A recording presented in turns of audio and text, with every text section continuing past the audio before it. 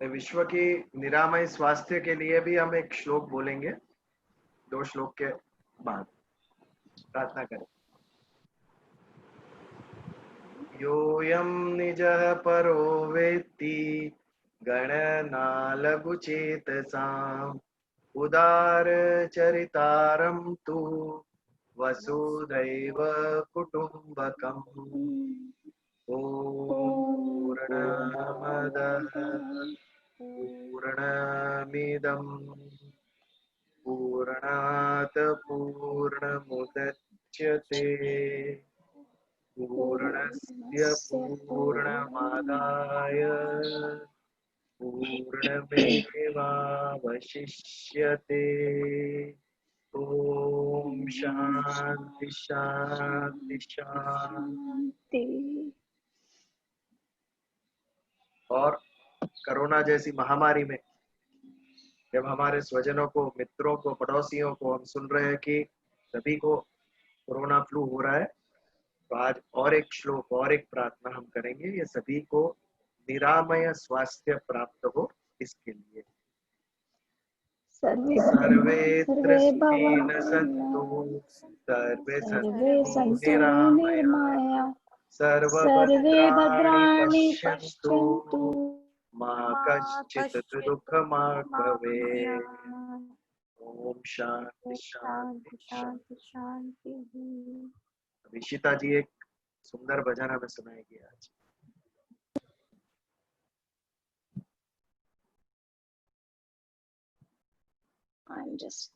Can you hear me? Clear? No, because it was showing me mute. Okay. This bhajan is kind of dedicated to Bhagavad Gita itself. अब सौंप दिया इस जीवन का सब भार तुम्हारे हाथों में, सब भार तुम्हारे हाथों में है, जीत तुम्हारे हाथों में और हार तुम्हारे हाथों में और हार तुम्हारे हाथों में। मेरा निश्चय है बस एक यही, एक बार तुम्हें पा जाऊं मैं, अर्पण कर दूं दुनिया भर का सब प्यार तुम्हारे हाथों में, सब प्यार तुम्हारे हाथों में। जो जग में रहूं तो ऐसे रहूं जैसे जल में कमल का फूल खिले, मेरे सब गुण दोष समर्पित हो भगवान तुम्हारे हाथों में, भगवान तुम्हारे हाथों में। यदि मानव का मुझे जन्म मिले तो तब चरणों का पुजारी बनूं, इस पूजा की एक एक नस का हर तार तुम्हारे हाथों में, हर तार तुम्हारे हाथों में। जब जब संसार का कैदी बनूं, निष्काम भाव से कर्म करूं, फिर अंत समय में प्राण तजूं, निरंकार तुम्हारे हाथों में, निरंकार तुम्हारे हाथों में।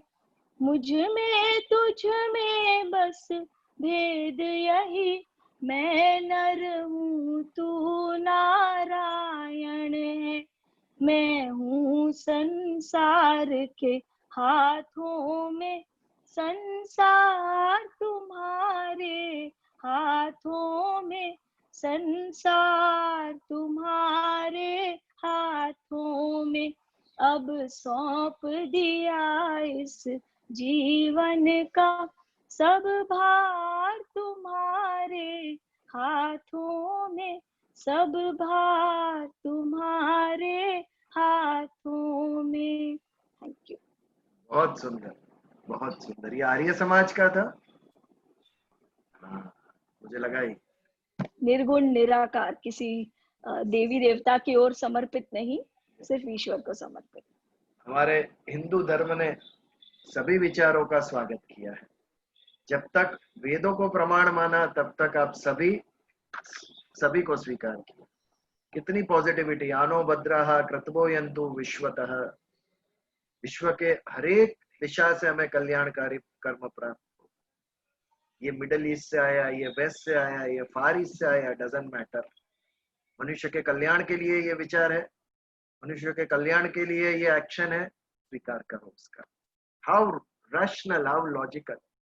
यदि उससे मनुष्य जाति को बेनिफिट हो रहा है, वैक्सीन के बारे में हमें कोई प्रॉब्लम नहीं है, ये कहाँ से आई, हमारी जान बचती है ना। दवाई के बारे में कोई प्रॉब्लम नहीं है हमें कि ये कौन सी कंट्री से आई है, क्योंकि वी रिक्वायर इट। हमारा स्वार्थ है उसमें, इतना स्वार्थी मनुष्य है। बाकी जो चीज जरूरी नहीं है, ये कंट्री के इसके लिए हम यूज नहीं करेंगे। मेडिसिन में हम ना नहीं करें, बट ऐसा नहीं होना चाहिए। हमारा ओपन माइंडेडनेस होना चाहिए। यदि मनुष्य के उद्धार के लिए है, उन्नति प्रगति के लिए है, तो ऐसे विचार, ऐसे कर्म तभी हमें स्वीकार्य है। तो आगे बढ़े, भगवत गीता अर्जुन विषाद योग की तरफ। पिछली बार 19वां श्लोक देखा हमने। सघोषो दार्त्र राष्ट्राणाम हृदयानि व्यदारयत नभश्च पृथ्वींचैव तुमुलो व्यनुनादयन। ऐसा बड़ा ध्वनि हुआ, ऐसा बड़ा शब्द हुआ जब पांडवों ने शंख बजाए तब, कि नभश्च पृथ्वींचैव, पृथ्वी से लेके नभ तक, तुमुलो वेनुनादयन, इतना बड़ा स्वर उत्पन्न हुआ। तुमुल यानी भयंकर, कि कौरवों का हृदय विदीर्ण हो गया। विदीर्ण यानी भय से कांपने लगे, वो भय उत्पन्न हो गया उनके मन में, केवल पांडवों के शंख की आवाज से। बट सोचना यह है कि जब कौरवों ने शंख नगाड़े बजाए, तो पांडवों के लिए ये नहीं कहा संजय जी ने कि उनको भय उत्पन्न हुआ। इससे इससे क्या हमें समझ में आता है कि कहीं कुछ उनके मन में पाप था, कहीं कुछ गिल्ट था कौरवों के मन में, तभी दे वर फ्राइटेंड, तभी उनके मन में डर था। कहीं कोई ग्लानि थी, कोई गिल्ट भाव था कि हम गलत कर रहे हैं। जो गलत करता है वो हमेशा डरता है, जो सत्य के मार्ग पर चलता है वो निर्भय होता है। यह हमें समझना है। इतना शक्तिशाली रावण जब माता सीता का अपहरण करने आया, उसको भी एक सन्यासी का वेश धारण करना पड़ा। सन्यासी के वेश पर भी इतनी श्रद्धा लोगों को कि उसके वेश में जो आता है, इस उसको भी, उसके ऊपर भी हम श्रद्धा करते हैं। कितना अच्छा काम किया होगा हमारे साधु संतों ने, ऋषियों ने, सन्यासियों ने, कि उनके वस्त्र पहनकर यदि कोई चोर आ जाए तो भी हम उसको घर में एंट्री दे देंगे, ऐसे ही दे देते। कितना महान कार्य किया होगा, तब जाके इतनी सेंचुरी से भगवे वस्त्र के ऊपर हमें इतनी श्रद्धा है। तो रावण को भी भगवे वस्त्र का सहारा लेना पड़ा। सीता का हरण करने आया तभी उसको सन्यासी का वेश लेके आने पड़ा, साधु का वेश लेके आना पड़ा। और जब वो साधु का वेश लेकर सीता जी की कुटिया के सामने, कुटीर के सामने आता है, तब भय से इधर उधर आगे पीछे देखता है, कोई मुझे देख तो नहीं रहा है। क्या कारण है इस भय का? तू तो इतना संपत्तिवान है, इतना शक्तिशाली है, फिर भी तेरे मन में भय है। यही हमें समझना है। और फिर जब सीता का हरण करके रथ में बिठाता है, पुष्पक विमान में बिठाता है, और रावण के स्वरूप में वापस आ जाता है अपने स्वरूप में, तो निर्भय होकर अट्टहास्य करता है। जब झूठ छोड़कर जो सच है, स्वयं कौन है, इस वेश में आ गया, तो उसका भय निकल गया, वो निर्भय हो गया। भले ही गलत कर रहा है फिर भी अट्टहास्य कर रहा है। यह हमें समझना है। हमारे अंदर ये भाव आता कहां से है?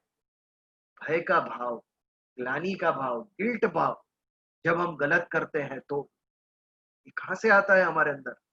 भगवान ने क्यों अंदर छुपा के रखा है? मन बुद्धि अहंकार प्रकृति जन्य है। जब आत्मा और प्रकृति का मिलन हुआ तो सूक्ष्म देह निर्माण हुआ, में मन बुद्धि चित्त अहंकार, और प्रकृति से उत्पन्न हुई जो भी चीज है, सारा विश्व वो उसकी असर के नीचे है। राजसी, तामसी और सात्विक, ये तीन गुण प्रकृति के हमारी वृत्ति निर्माण करते हैं। जैसा जिसका गुण का प्रभाव वैसी हमारी वृत्ति। जिसमें सात्विक गुण ज्यादा है उसकी वृत्ति सात्विक होगी। अच्छी जिसकी वृत्ति सात्विक है उसके विचार सात्विक होंगे। उसे अच्छी बात ही याद आती है। जब देवदत्त ने तीर मारा हंस को और हंस गिरा दिया, तो उसका जो भाई था सिद्धार्थ, उसने हंस को उठाया और तीर उसके शरीर से निकाल के जीवत दान दिया उसको। उसी उम्र का भाई उसका, एक ही महल में रहते हैं, एक ही काल में, एक ही समय में, लेकिन देवदत्त को मारने की इच्छा होती है और सिद्धार्थ को बचाने की इच्छा होती है। ये अलग अलग इच्छा है क्यों दोनों के मन में? कजिन ब्रदर्स है दोनों, क्योंकि दोनों की वृत्ति अलग है। दोनों की वृत्ति क्यों अलग है? क्योंकि दोनों के प्राकृतिक गुण का प्रभाव अलग है। एक के मन में मारने की इच्छा, एक के मन में बचाने की इच्छा। और कितना सेंसिटिव माइंड सिद्धार्थ का, उसके शरीर से जो तीर निकालते हैं वो अपने हाथ पे चुभा के देखते हैं कितनी पीड़ा होती है। यदि मेरे हाथ पे चुभाने से मुझे इतनी पीड़ा होती है, तो ये पक्षी को कितनी पीड़ा हुई जिसके शरीर में आर पार तीर निकल गया। इतना सेंसिटिव माइंड था। ये जो सेंसिटिव माइंड था, संवेदनात्मक मन, उससे आगे जाके सिद्धार्थ गौतम बुद्ध बना। लोगों की पीड़ा नहीं देखी गई, I find out the solution. ये जो दुख है, लोगों को दुख क्यों प्राप्त होते हैं, उसका कारण क्या है? और केवल ज्ञान के बाद कहते हैं desire is the root cause of sorrow. इच्छा ही कारण है दुख का। इसके आगे और एक शब्द हम लगा सकते हैं, गलत इच्छा। अच्छी इच्छा होगी वो दुख का कारण नहीं होगा, वो सुख का कारण होगा। इच्छा यदि हमारी गलत है तो वो हमें दुखी करेगी। लोगों के स्वास्थ्य के लिए हमने प्रार्थना की, वो हमें दुखी नहीं करेगा। ये अच्छी इच्छा थी हमारी, सदिच्छा थी हमारी, सब सुखी हो, ये हमें दुखी नहीं करेगा। लेकिन गलत इच्छा होती है तो वो हमें दुखी करती है। तो ये जो मन बुद्धि अहंकार, ये तीनों प्रकृति से उत्पन्न हुए हैं। इसके लिए तीनों के ऊपर प्रकृति के गुण का प्रभाव है, सात्विक, राजसी और तामसी। इसीलिए मन जो इच्छा करता है वो अच्छी इच्छा भी करता है, वो बुरी इच्छा भी करता है। बुद्धि जो निर्णय लेती है वो सही निर्णय भी लेती है, गलत निर्णय भी लेती है। रावण ने जब इच्छा की कि सीता का हरण करूं, कि इच्छा मन के अंदर हुई अहंकार से प्रेरित होकर, लेकिन उसकी बुद्धि ने भी उस पर रबर स्टैंप मारा अप्रूवल का। एक गलत डिसीजन था उसका, लेकिन बुद्धि प्रभाव में थी अहंकार के, इसके लिए गलत निर्णय लिया। अहंकार का भी ऐसा ही है। हमारे अहंकार के भी दो बाजू है, एक सर्जनात्मक, एक नाश करनारा, नष्ट करनारा अहंकार। 14 साल के बालक शिवाजी ने शिवनेरी के ऊपर प्रतिज्ञा ली, हिंदवी स्वराज्य की स्थापना करी। क्या उनका उनकी प्राइड नहीं थी, अस्मिता नहीं थी? ये भी अहंकार ही है एक प्रकार का, लेकिन ये पॉजिटिव है, बेटर साइड ऑफ ईगो। इसके बिना सर्जन होता ही नहीं है। ये जिसके अंदर स्ट्रांग होगा वही निर्माण कर सकता है। उसके अंदर ये जो इच्छा शक्ति कहती है, विल पावर, जो हमारा अहंकार है, positive, the positive side of ego, pride जिसे कहते हैं, अस्मिता जिसे कहते हैं, कि जो निर्माण कराता है, तो जबरदस्त था शिवाजी के अंदर। 14 साल के बालक के अंदर ये अस्मिता कहां से आई? इतने बड़े मुगल साम्राज्य को चैलेंज करता है बालक, प्रतिज्ञा लेता है हिंदू स्वराज की मैं स्थापना कर, और करके दिखाया। तो ये जो क्रिएटिव, सर्जनात्मक है, वैसे ही नष्ट करने वाला भी ईगो है। द्रौपदी ने उपहास किया दुर्योधन का और उसका ईगो हट हुआ। कहां तक पहुंचा वो? कुरुक्षेत्र के मैदान तक। नष्ट भी करता है। क्योंकि ये तीनों मन बुद्धि चित्त अहंकार ये सभी कुछ प्रकृति के प्रभाव के अंदर है।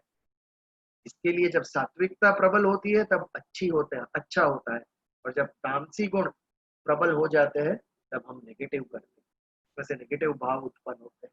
जब ईगो हर्ट होता है, मन में कुछ दुर्विचार आते हैं, बुद्धि गलत निर्णय लेती है, वो तामसी वृत्ति जब हमारी प्रबल हो जाती है तब ये होता है। बट ये तीनों के अलावा हम क्या है? हम मन बुद्धि चित्त अहंकार नहीं है। ये तो शरीर है, ये मेरा शरीर है जो मुझे प्राप्त हुआ है। जो प्राप्त हुआ है वो मैं नहीं हूं। मैं कौन हूं? जो प्राप्त नहीं हुआ है बट मैं हूं ही। आत्मा को आत्मा कभी प्राप्त हुआ है? नहीं हुआ है। आत्मा को शरीर प्राप्त हुआ है, इसके लिए एक दिन शरीर नष्ट हो जाता है, लेकिन आत्मा तो मैं स्वयं हूं, मैं प्राप्त हो ही नहीं सकता हूं। जो बाहर से मिला है वो आगंतुक है, जो आया है वो जाएगा। अच्छे विचार हमें आते हैं, प्राप्त होते हैं, वो जाते भी है, टिकते नहीं। वैसे ही डिप्रेसिंग थॉट्स बाहर से आते हैं, वो टिकते नहीं, कुछ देर के बाद वो जाते हैं और वापस उत्साह का पुनः पुनः निर्माण हमारा होता है। बट मैं कौन हूँ? आई एम डिवाइन सोल, मैं दिव्य आत्मा। ये जो हमारे अंदर दिव्य तत्व है, ये जो हमारे अंदर दिव्यता का अंश है, ये हमें गलत करने से रोकता है। ये जो गिल्ट आता है हमारे अंदर, ये जो गलत करते वक्त भय आता है, तो ये आत्मा का प्रकाश है।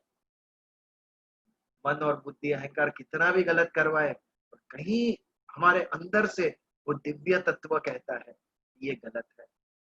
ये गलत भाव जो होता है वो हमें गिल्ट, हमें भय, हमें दुख देता है। ये कहाँ हो गया मुझसे ऐसा, मुझे ये नहीं कहना चाहिए था, वो मैंने किसी को कह दिया, किसी के मन को तोड़ दिया, किसी के दिल को तोड़ दिया मैंने। ये गिल्ट का भाव है। वो ये सत्य हमारे अंदर आया कहाँ से? क्योंकि मैं परम तत्व का अंश हूँ, मैं दिव्य आत्मा हूँ। ये जो दिव्यता हमारे अंदर है, इसी से ये दुख हमें होता है जब हम गलत करते हैं। This is the power of positivity, this is the power of truth. हम सब एक दिव्य अंश है, और इसीलिए हमारे जो लाइव सत्संग होते हैं वहां पर हमने आत्मदर्शन शुरू किया है। दूसरों के अंदर की दिव्यता देखो, ये जब आप देखोगे तभी हमारा एक कनेक्ट एस्टेब्लिश होगा। मैं भी आत्मा हूँ, वो भी आत्मा है, देयर इज अ रिलेशन।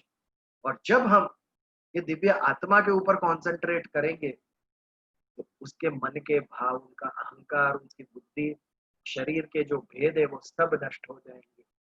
फिर हम अभेद दृष्टि से विश्व को देखेंगे, और तभी वसुदैव कुटुंबकम का यथार्थ होगा। ये जो कॉन्सेप्ट है वो एक्चुअली सिद्ध कब होगा? जब हमारी दृष्टि बदलेगी, जब हम आत्मदर्शन करेंगे कि जो दिव्य तत्व उसके अंदर है वो मेरे अंदर ही है। We are life, we have life. कितनी बड़ी बात है। मैं ये कंप्यूटर नहीं हूँ डेड, मैं ये मोबाइल नहीं हूँ, I am a living being. इसके अंदर तो आर्टिफिशियल इंटेलिजेंस हमने डाल दी, लेकिन अभी तक इमोशन डाल सके आप? भाव नहीं डाल सके इसके अंदर। मेरे अंदर भगवान ने भाव दिया है, इमोशन दिया है, that is my superiority. Life में सबसे ज्यादा इमोशंस मनुष्य को दिया है, सबसे ज्यादा बुद्धि मनुष्य को दी है। तो प्रणाम करो ये दिव्यता को, और जो मेरे अंदर दिव्यता है वही दिव्यता दूसरे के अंदर है। ये स्वयं की दिव्यता को खोजो, स्वस्वरूप को ढूंढो, मैं कौन हूं ये समझो। द मोमेंट ये रियलाइजेशन हुआ कि हम दूसरे के अंदर ये खोजने लगेंगे। जैसे ही गौतम बुद्ध को केवल ज्ञान हुआ, क्या किया उसके बाद उन्होंने? मुझे जो ज्ञान प्राप्त हुआ है मैं सबको बांटूंगा। मुझे जिससे सुख शांति प्राप्त हुई है मैं हरेक जीव को जहां तक मैं पहुंच सकूं पहुंच के ये सुंदर विचार उनको दूंगा। वापस जाके सिंहासन पर नहीं बैठे, राज्य नहीं किया है उन्होंने, ये विचार लेके लोगों के पास गए। तो अच्छी बातें है, अच्छी समझ है, लोगों तक वो लेके गए। क्यों? क्योंकि हमारे अंदर वो दिव्यता का अंश है। We are human beings. भगवान ने हमें इमेजिनेशन दिया है। बाकी किसी जीव ने ये कल्पना नहीं की है कि ईश्वर जैसा कोई तत्व है जो हमारे जीवन को चलाता है, सारी सृष्टि को चलाता है। किसी को ये इमेजिनेशन पावर नहीं दिया है। बहुत सारे मनुष्यों ने जो इन्वेंशन किए है उसके पीछे इमेजिनेशन हुआ है।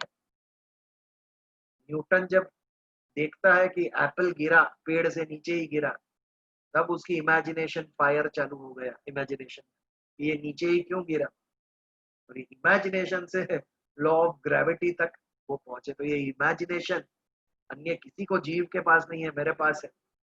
ये मेरी दिव्यता है। तो हमारी दिव्यता को जागृत करो, हमारी अवेयरनेस को जागृत करो। जैसे ही हमारी अवेयरनेस जागृत होगी, फिर हमसे बैठा नहीं जाएगा कि मैंने जो ये दिव्य ज्ञान प्राप्त किया है, मेरी दिव्यता का जो मुझे potentially divine, humans are potentially divine, ये मैं दूसरों तक, दूसरों को भी मैं मदद करूंगा, उनको भी ये डिविनिटी समझने में मैं मदद करूंगा। तो उनके तक जब हम ये लेके जाएंगे तो दिस विल बी आत्मदर्शन, कि मेरे अंदर जो आत्मा का तत्व है, वही आत्मा का दर्शन मैं दूसरे के अंदर कर रहा हूं। तो ये बात जो है, हमारे अंदर की जो डिविनिटी है, वो हमारे को गलत करने से रोकती है। जब भी हमारे से कुछ गलत होता है, तो हमारे अंदर जो ग्लानि भाव आता है, जो गिल्ट आता है, जो दुख उत्पन्न होता है, दैट इज बिकॉज मैं दिव्यता का अंश हूँ, मैं परम तत्व का अंश हूँ। मेरा ये जो सोल है, मैं जो आत्मा है, it is divine. There is a touch of divinity in each and every human. और इसके ऊपर जब हम फोकस करना शुरू करेंगे, तो उसके गुण दुर्गुण सभी प्रकार के भेद हमारी दृष्टि से निकल जाएंगे। इस प्रकार ये जो था ध्वनि जो उत्पन्न हुआ शंख बजने से, उससे कौरवों का हृदय विदीर्ण हो गया। कौरव दुखी हो गए, भय हो गया, बिकॉज वो गलत कर रहे थे। उनको पता था कि वो रॉन्ग है, और इसीलिए उनको अभी भय हो रहा है, कहीं हम मर ना जाए, कहीं हम हार ना जाए। सेना तो उनकी बड़ी थी, फिर भी भय उत्पन्न हो रहा है कि पांडव के पक्ष में धर्म था, पांडव के पक्ष में सत्य था, और धर्म और सत्य के स्वरूप श्री कृष्ण भगवान वहां खड़े थे। ये सबके मन के अंदर था, इसके लिए उनके हृदय में इतनी पीड़ा निर्माण हुई। तो यहाँ से हम 20वें श्लोक के तरफ आगे बढ़ते हैं, 19वां श्लोक समाप्त करके। अथ व्यवस्थितान् दृष्ट्वा धातराष्ट्रान् कपिध्वज। यदि आपके सामने भगवत गीता है तो आप भी पढ़िए। अथ व्यवस्थितान् दृष्ट्वा धातराष्ट्रान् कपिध्वज प्रवृत्ते शस्त्र संपाते धनुरुद्यम्य पांडव। अथ, अथ का मतलब अथ से इति तक, ये हम पढ़ते थे पहले, एक फ्रेज हुआ करता था बचपन में, हिंदी में हमने पढ़ा था, गुजराती में भी है। अथ से इति, अथ यानी बिगिनिंग, इति यानी एंड। अथ श्री महाभारत कथा, ये आप सबने सुना होगा। अथ यानी बिगिनिंग, अब ये शुरू हो रहा है। तो शायद यहां से पहला अध्याय टर्न ले रहा है। अभी जो हो रहा है, अभी जो हो रहा है, वहां से शायद भगवत गीता की शुरुआत हो रही है। यहाँ अथ से शुरुआत हो रही है। अथ व्यवस्थितान् दृष्ट्वा धार्तराष्ट्रान् कपिध्वज। अर्जुन, पांडव यानी अर्जुन, प्रवृत्ते शस्त्र संपाते धनुरुद्यम्य पांडव। पांडव यानी अर्जुन। अर्जुन ने मन में ये सोचा अभी कि मुझे जिससे युद्ध करना है, वो धृतराष्ट्र के पुत्र धातराष्ट्र, उनको एक बार देख तो लूं। स्ट्रैटेजी है कि हमें जिससे युद्ध करना है, कभी भी हमारे एनिमी को अंडर एस्टिमेट नहीं करना चाहिए। हमें पता होना चाहिए हमारा एनिमी कौन है। तो ये भाव से अर्जुन के मन में आता है। व्यवस्थितान दृष्टवा, कौन कहाँ स्थित है, ये देखने के लिए अर्जुन कहता है मेरे एनिमीज को मैं देख लूं, मेरे शत्रुओं को मैं देख लूं। कपिध्वज, अर्जुन के लिए कपिध्वज, उसका जो दिव्य रथ था, किसने दिया था उसे? अग्नि ने दिया था। ये जो दिव्य रथ प्राप्त हुआ था, उसकी ध्वजा के ऊपर हनुमान विराजमान थे। वानर को कपि कहते हैं, इसीलिए हनुमान वानर जाति के थे, इसीलिए वानर हनुमान जब ध्वज के ऊपर बैठे, उसे कपि ध्वज कहा गया। क्यों आए हनुमान अर्जुन के रथ के ऊपर? एक बार कहते हैं, कथा है कि द्रौपदी ने भीम को कदली वन में कमल लाने के लिए भेजा। वहां बहुत सुंदर कमल के फूल होते थे। तो वहां पर उस वन के अंदर भीम की मुलाकात हनुमान जी से होती है, और जब बात होती है तब दोनों को पता चलता है वो दोनों भाई है, मारुति के पुत्र है दोनों, पवन पुत्र है दोनों, के लिए इतने शक्तिशाली थे दोनों।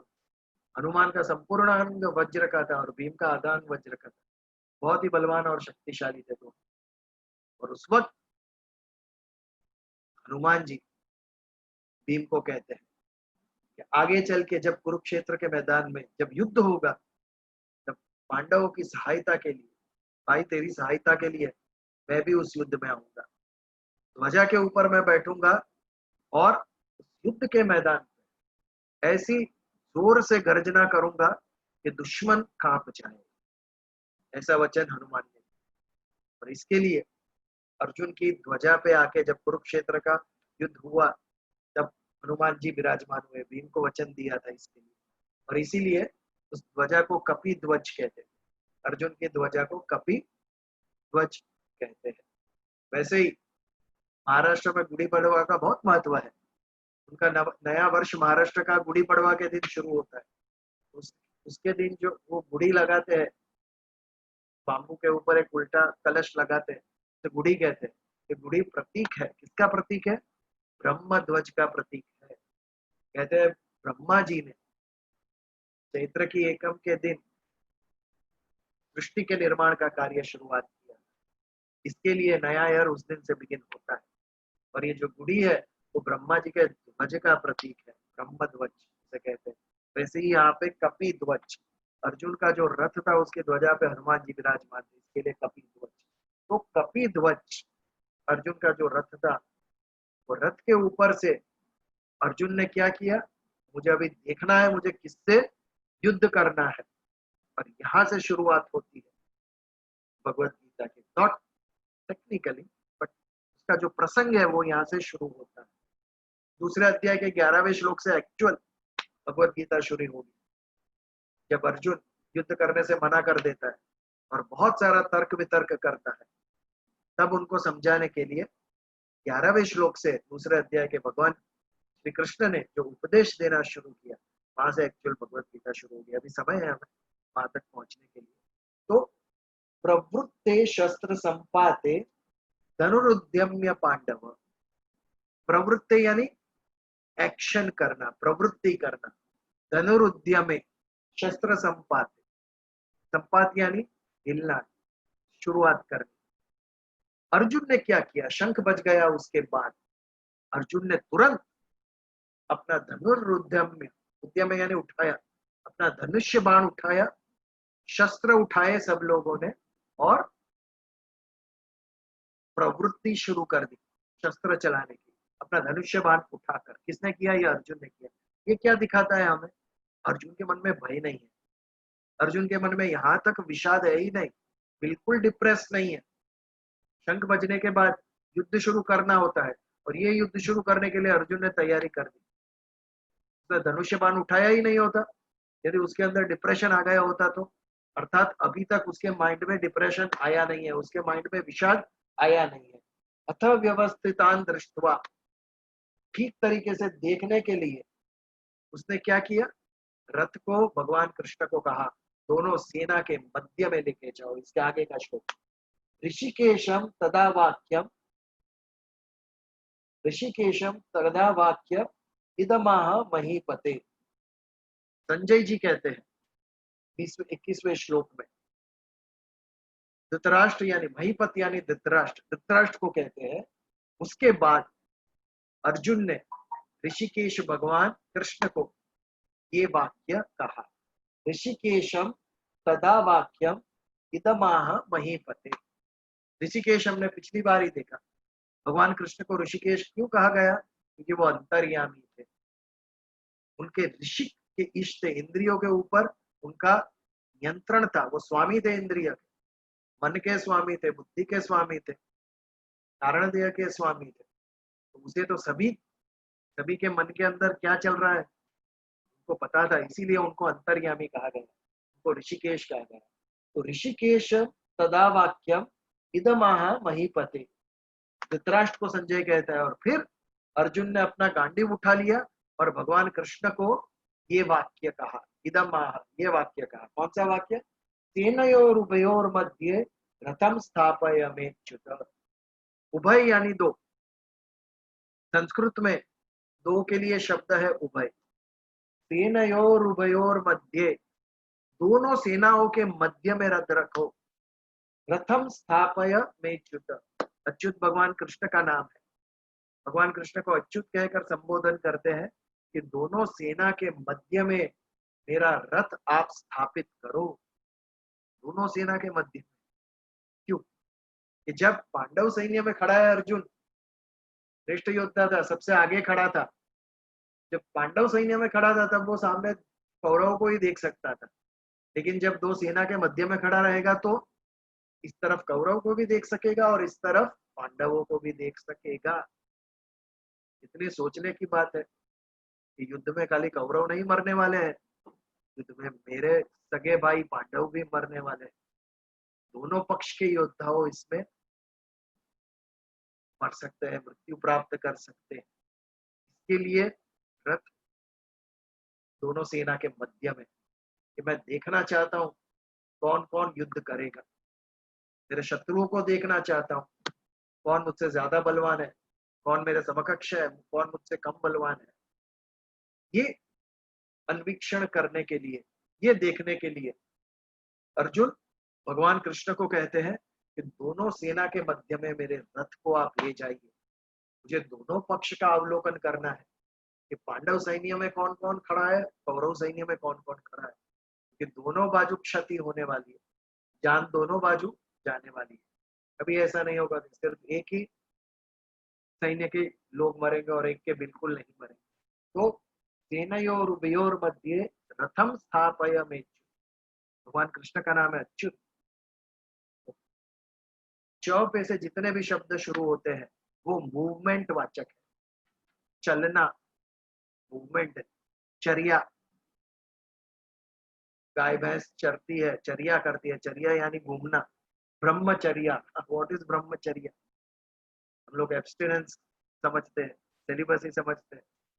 ब्रह्मचर्या का अर्थ वो नहीं। अपना मन जब ब्रह्म के अंदर चर्या करेगा, चर्या यानी घूमेगा फिरेगा। हमारा मन कहाँ कहाँ घूमता है, आप सुबह से रात तक एनालिसिस करो, आपका मन कहाँ कहाँ घूम के आया आज, कितने कितने विषयों में घूम के आया, क्या क्या इच्छाएं की, क्या क्या हमने सोचा। बट कुछ ऐसे जीव होते हैं जिसके मन की चर्या, मन केवल ब्रह्म के अंदर, परम तत्व के अंदर, ईश्वर के अंदर ही घूमता है।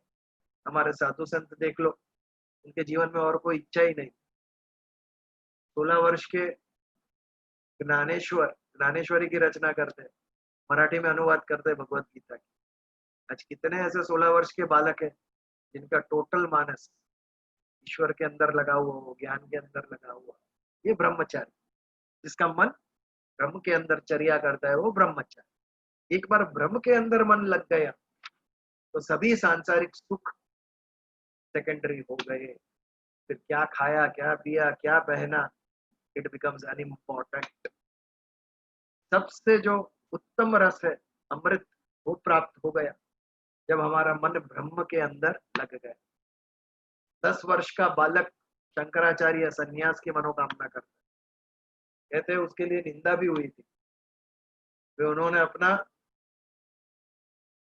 आश्रम धर्म तोड़ा, ब्रह्मचर्य आश्रम से सीधा सन्यास आश्रम धारण किया उन्होंने।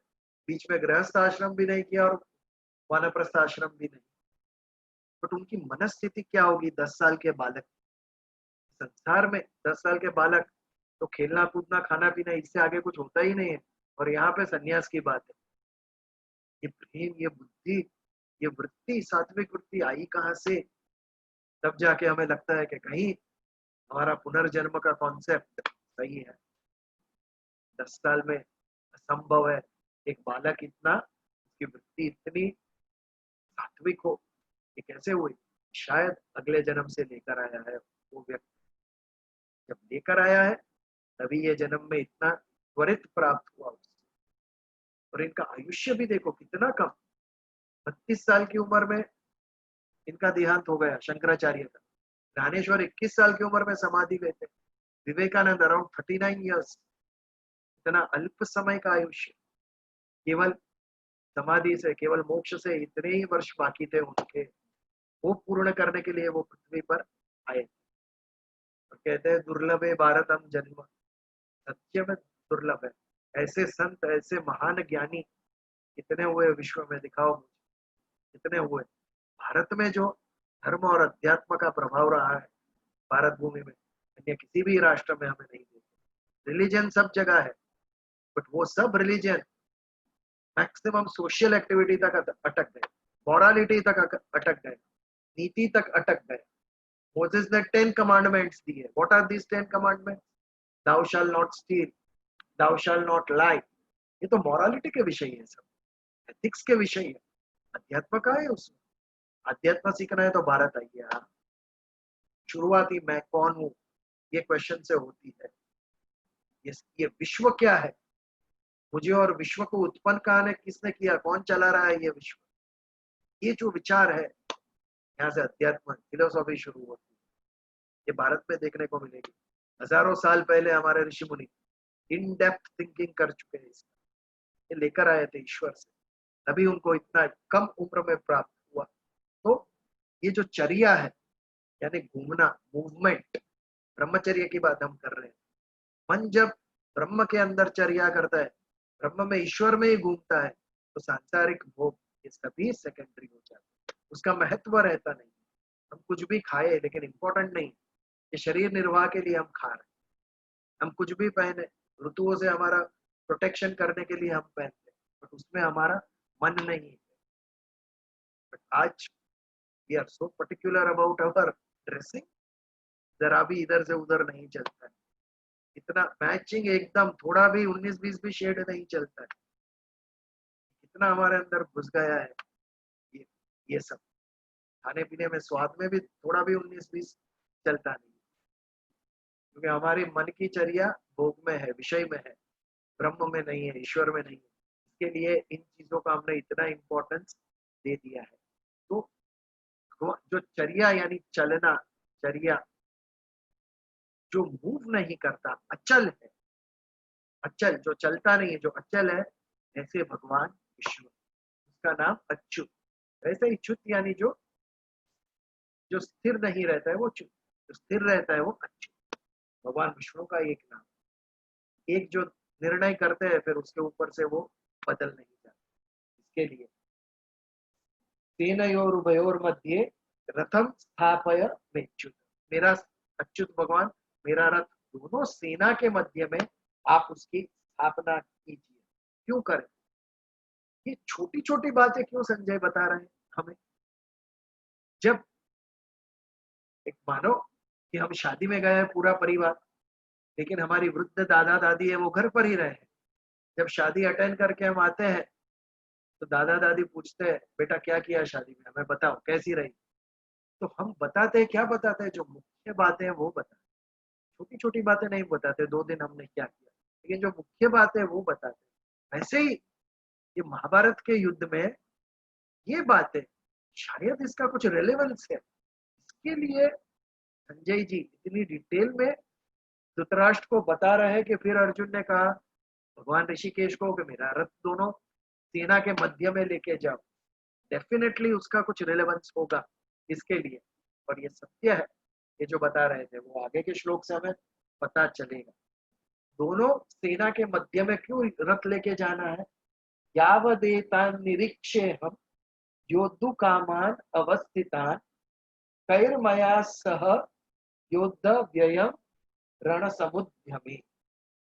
इसके लिए दोनों सेना के बीच में रथ लेके जाओ। यावदेतानि निरीक्षे हम, अब और रथ कब तक खड़ा करना है वहां तक? यावदेतानि निरीक्षे हम, जब तक मैं निरीक्षण न कर लूं। निरीक्षण अहम, मैं जब तक निरीक्षण न कर लूं तब तक ये रथ आपको दोनों सेना के मध्य में खड़ा करना है। क्या निरीक्षण करना है? योद्धु कामान अवस्थितान, अवस्थितान यानी जो सामने स्थित है वो कौन? योद्धु कामान, युद्ध की कामना वाले, जो राजा एकत्रित हुए हैं उनको मैं जब तक ना देख लूं तब तक ये रथ आप दोनों सेना के मध्य में खड़ा करना। क्या करोगे आप युद्ध के कामना वाले को देखकर? कई मया सह योद्धव्यम अस्मिन रण समुद्यमे। कैर्मया, कई यानी कौन, मया यानी मुझे, किन किन के साथ मुझे युद्ध करना है। कैर्मया सह, सह यानी उसके संग, किन राजाओं के संग मुझे युद्ध करना है। योद्धव्यम अस्मिन रण समुद्यमे, अस्मिन यानी मुझे, रण समुद्यम मुझे रणांगण में, कुरुक्षेत्र के मैदान में मुझे किन किन राजाओं के संग युद्ध करना है। और एक्चुअली अर्थ युद्धव्यम का है इसके साथ युद्ध करना योग्य है। ये जब हम महाभारत पढ़ रहे हैं तब हमें पता चलता है कि युद्ध की शुरुआत के आगे नियम बनाए गए थे और उस नियम में ये एक बात रखी गई थी कि जो रथ पे सवार है और दूसरा जो रथ पे सवार है उसके साथ ही युद्ध करेगा, जो घोड़े पे सवार है वो जो घोड़े पे सवार है उसके साथ ही युद्ध करेगा, जो पैदल है वो पैदल के साथ ही युद्ध करेगा। This is a fair practice. नहीं तो जो रथ में बैठा है वो पैदल को एक क्षण में मार सकता है। तो ऐसा नियम बनाया था, किसके साथ युद्ध करना योग्य है। तो योद्धव्यम अस्मिन रण समुद्यमे, मुझे किसके साथ युद्ध करना है। मुझसे जो सक्षम है उसके साथ करना है, मुझसे जो दुर्बल है उसके साथ करना है, या मेरे जो समकक्ष है उसके साथ करना है। आइडियल क्या है, मेरे जो समकक्ष है उसके साथ करना है, वो फेयर है। अर्जुन का ध्येय कौन था, कर्ण, और कर्ण का ध्येय अर्जुन, दोनों समकक्ष थे। दोनों के बीच में स्पर्धा थी क्योंकि दोनों श्रेष्ठ धनुर्धर थे, कर्ण भी कोई कम नहीं था। तो किसके साथ युद्ध करना योग्य है, ये शब्द के ऊपर से भगवत गीता शुरू होती है। मेरे को लगता है ये जो भाव अर्जुन के अंदर आया, इसके साथ युद्ध करना योग्य है, ये भाव के साथ जब वो दुर्योधन को देखेगा, योग्य है इसके साथ युद्ध करना। लेकिन जब वो पितामह भीष्म और द्रोणाचार्य को देखेंगे तो मन में डेफिनेटली निश्चय ही ये बात आएगी, क्या मेरे गुरु और क्या मेरे दादा के साथ युद्ध करना योग्य है। जब ये बात मन के अंदर आती है, यहां से विषाद की शुरुआत, यहां से हमारा मन विचलित होना शुरू होता है। जब हमारे सामने द्वंद्व आता है, जब दो ऑप्शन आपके सामने आते हैं ना, तब विचार हमारे हिल जाते हैं। जब एक ही विचार मन के सामने है, आज शाम को खाना है, डिनर लेना है तो लेना ही है, उसमें कोई दो राय है ही नहीं, तो वो द्वंद्व नहीं है। देखिए, जब दो ऑप्शन आ जाता है, ये करूं कि ये करूं, तब हमारा मन विचलित हो जाता है, इसमें से योग्य कौन सा है। तो ये योग्य है कि नहीं, युद्ध करना योग्य है कि नहीं, ये बात जब अर्जुन के मन में आई, और इसके आगे के श्लोक में हम देखेंगे कि भगवान कृष्ण ने क्या युक्ति की। एक तो अर्जुन के मन में ये द्वंद्व उत्पन्न हो गया है कि किसके साथ युद्ध करना योग्य है, किसके साथ युद्ध करना योग्य नहीं है, और उसमें एक छोटी सी संभावना है, क्वेश्चन मार्क, युक्ति भगवान करते हैं। रथ जाके किसके सामने खड़ा करते हैं, पितामह भीष्म और द्रोणाचार्य के सामने रथ खड़ा कर देते हैं। देख ले बेटा, फिर भागना मत, इनको मारना है तेरे, मुझे द्वारका से बुलाया और अब कहेगा युद्ध नहीं करना है, कैसे संभव है। इनको मारना ही है तेरे को, ये देख ले, पहले से दिखा देता हूँ तेरे को। इसके लिए रथ को मन के कृष्ण अर्जुन के अंदर भाव जब आता है कि दोनों सेना के मध्य में लड़ना है, बराबर दादा विश्व के सामने ले जाके भगवान रथ खड़ा कर देते। अब बेटा सोच, योग्य है इनको मारना कि नहीं योग्य है। तुझे जो प्रश्न होगा उसका उत्तर, और वह प्रश्न आने वाली अगणित पीढ़ियों के लिए मार्गदर्शन बनेगा। तेरे क्वेश्चन हर एक माइंड के अंदर आने वाले क्वेश्चन, मारना अल्टीमेट है, ये अल्टीमेट है, एक्सट्रीम दिखाया भगवान अर्जुन के द्वारा। लेकिन हमारे जीवन में ये क्वेश्चन आता ही है, माता पिता, अंकल आंटी, दादा दादी, कहीं ना कहीं तो उनकी बातों से ना कहकर हमें आगे बढ़ना पड़ता है जीवन में। हमारे सबके जीवन में ये द्वंद्व आता है, माने या ना माने। हमारे मन की बात माने, सलीम और अकबर के मन में भी यही आया, आप देखिए परापूर्व से चल के आता है ये सब। तो इस प्रकार अर्जुन कहते हैं भगवान कृष्ण को कि दोनों सेनाओं के मध्य में रथ रखो। युद्ध की कामना वाला कौन कौन है, किसके साथ युद्ध करना योग्य है, सबको मेरे को मुझे निरीक्षण करना है। ये विचार अर्जुन का आता है और हमारे लिए सौभाग्य की बात है कि ये विचार अर्जुन को आया। ये विचार के कारण हमें भगवत गीता उपलब्ध हुई। अर्जुन को विचार ही नहीं आया होता तो भीम की तरह युद्ध शुरू ही कर दिया होता तो ये संवाद ही, इतना सुंदर उपदेश संवाद होता ही नहीं। हमारे लिए ये प्रसाद प्राप्त ही नहीं होता। हमारे लिए it's a boon in disguise. Arjun को विषाद हुआ, ये हमारा सौभाग्य था कि अर्जुन को विषाद हुआ। उसके कारण भगवत गीता हमें प्राप्त हुई है। तो यहाँ से प्रश्न और उत्तर शुरू होंगे अर्जुन के और कृष्ण के। बहुत सुंदर प्रश्न करेगा Arjun, why should I fight, why should I fight, इसके लिए। तो यहाँ पर 22वें श्लोक पर हम आज समापन करते हैं। 10:30 होने को आया है, नया श्लोक हम शुरू नहीं करते। यदि इसके ऊपर कुछ क्वेश्चन है तो we can take it, 1 or 2 question in short, 2-3 minute है, नहीं तो फिर प्रार्थना करें। Anybody with questions can unmute and ask.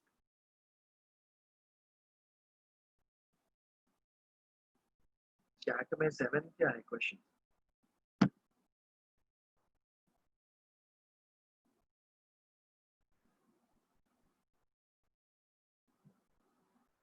या फिर प्रार्थना करते हैं और आज यहाँ पर समाप्त।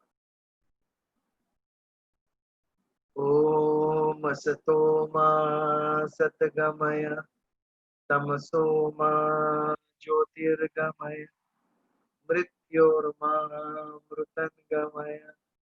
ओम शांति शांति शांति। जय श्री